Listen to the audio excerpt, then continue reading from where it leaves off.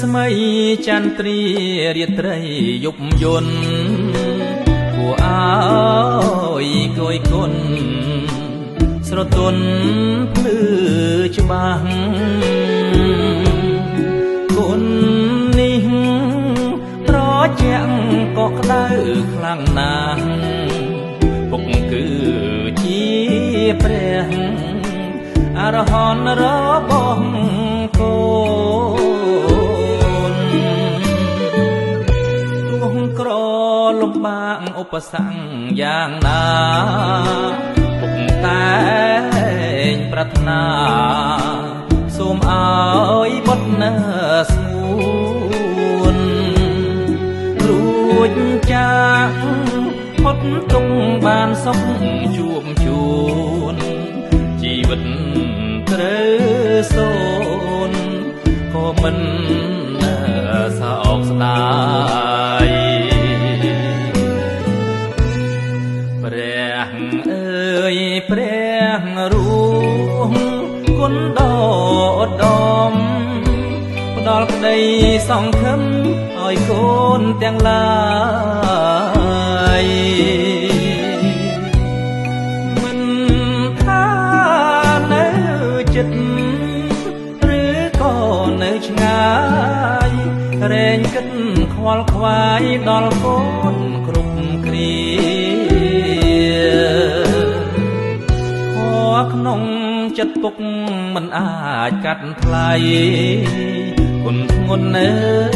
យឥតបីចំពោះបុត្រភ្ងាទោះនៅក្មេងវ័យឬក៏ចូលរៀននឹកគ្រប់វេលាចិន្តាមិនណាយ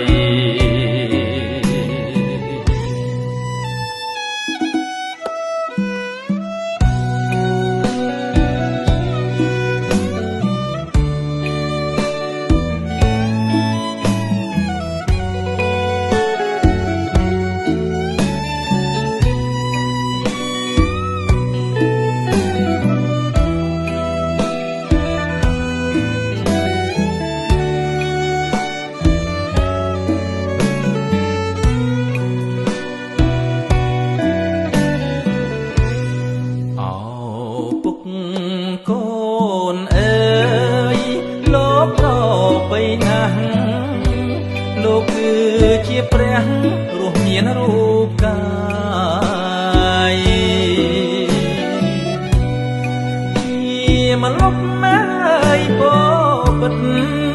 ឲ្យកូនច្រកហើយបូជាចិត្តកាយក៏ព្រោះតែកូនលោកអើពុកអើយលោកអើពុកជាតិនេះអើយជាតិមុខកុំបីព្រាត់សូនមានព្រំវិហារធរចំលងជាក្បូន